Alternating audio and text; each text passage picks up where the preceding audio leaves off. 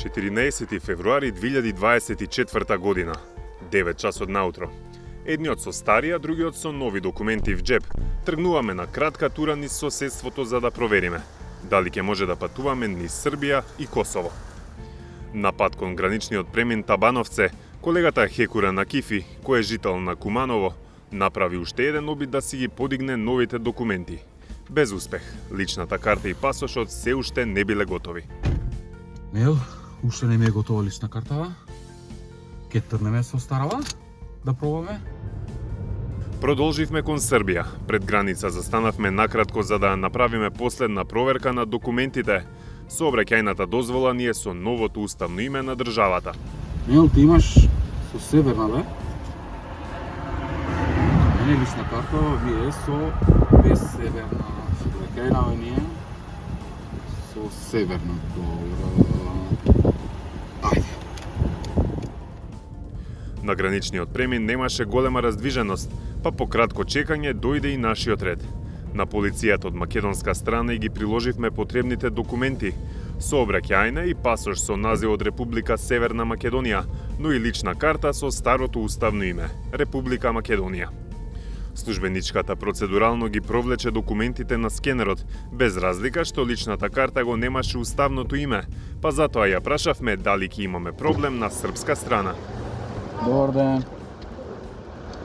Ке ме пуштат со стара лична карта? Трешево. А што, за негде друго нема да ме пуштат?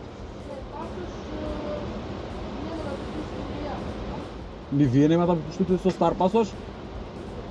А со лична карта да? И Србија нема да ме пуштат да искачам? А на Косово, ако идеме од таму со лична, можеме? Србија, Косово? Може? Службеничката од српска страна пак само ги потврди работите со кои веќе не запозна нејзината колешка од македонска страна.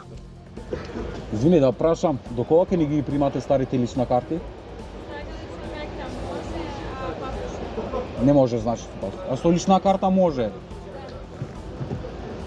А докле можеме, до крај година или како? Нашиот тест покажа дека сите граѓани кои ги немаат заменето личните карти се уште без проблем може да влезат во соседна Србија. До кога ќе може така, службениците на терен не знаат. За да не оставиме на случајност, следната дестинација преку Прешево ни беше Косово. До граничниот премин Мучи Баба, помеѓу Србија и Косово, се стигнува преку тесен планински пат. На граничниот премин, освен службениците, имаше и по некој гастарбајтер.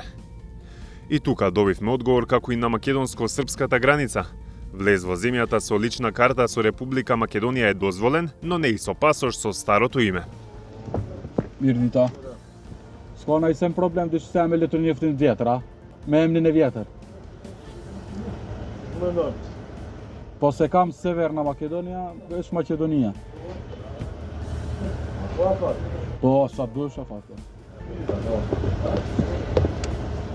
Од косовскиот службеник го слушнавме истиот одговор. Ирдита.